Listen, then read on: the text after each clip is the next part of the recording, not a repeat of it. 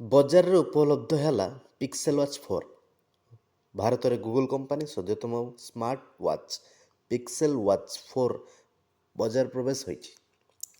ବିଶେଷ କରି ଫ୍ଲିପକାର୍ଟରେ ଅନଲାଇନ୍ ମାଧ୍ୟମରେ ଉପଲବ୍ଧ ଏହି ଘଣ୍ଟାର ପ୍ରାରମ୍ଭିକ ମୂଲ୍ୟ ରହିଛି 39,990 ଟଙ୍କା ରହିଛି। ଦେଖିବାକୁ ବର୍ତ୍ତୁଳ ଆକାରର ମାନେ ଗୋଲ ଆକାରର ଏହି ଘଣ୍ଟାଟି ପରଦାଟି ସମ୍ପୂର୍ଣ୍ଣ ବୃତ୍ତାକାର, ଯାହା 41 ମିଲିମିଟର ଓ 45 ମିଲିମିଟର ବ୍ୟାସ ବିଶିଷ୍ଟ ଦୁଇଟି ସଂସ୍କରଣରେ ମିଳୁଛି।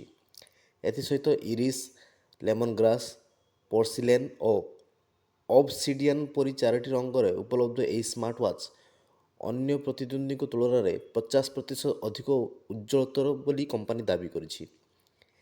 ଏହାର ବ୍ୟାଟେରୀ ଜୀବନ 25% ଅଧିକ, ଅର୍ଥାତ୍ 41 ମିଲିମିଟର ମଡେଲରେ 30 ଘଣ୍ଟା ଏବଂ 45 ମିଲିମିଟର ମଡେଲ ପାଇଁ 40 ଘଣ୍ଟା ରହିଥିବା ବେଳେ ବ୍ୟାଟେରୀ ସେଭ୍ ମୋଡ଼ରେ ଏହାକୁ 2ରୁ 3 ଦିନ ପର୍ଯ୍ୟନ୍ତ ବୃଦ୍ଧି କରିହେବ। ଏହାର ଶକ୍ତିଶାଳୀ ବ୍ୟାଟେରୀଟି ମାତ୍ର 15 ମିନିଟ୍ରେ 0ରୁ 50%ରୁ ଅଧିକ ଦ୍ରୁତ ଚାର୍ଜ ହୋଇପାରିବ।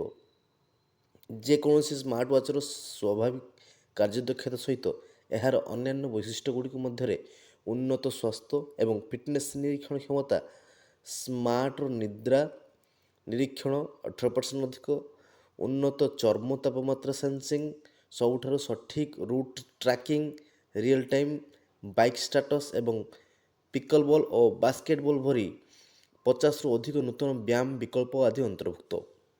ସେହିପରି ବ୍ୟକ୍ତିଗତ କୃତ ସ୍ୱୟଂଚାଳିତ ଟ୍ରାକିଂ ବ୍ୟବସ୍ଥା ରହିଛି, ଯାହା ବ୍ୟବହାରକାରୀ କେବେ ଏକ ବ୍ୟାୟାମ ଆରମ୍ଭ କରିବାକୁ ଭୁଲିଗଲେ ଏହି ସ୍ମାର୍ଟ ଘଣ୍ଟା AI ବ୍ୟବହାର କରି ସ୍ୱୟଂଚାଳିତ ଭାବରେ କାର୍ଯ୍ୟକଳାପକୁ ଚିହ୍ନଟ ଏବଂ ବର୍ଗୀକରଣ କରି ଜଣାଇବ।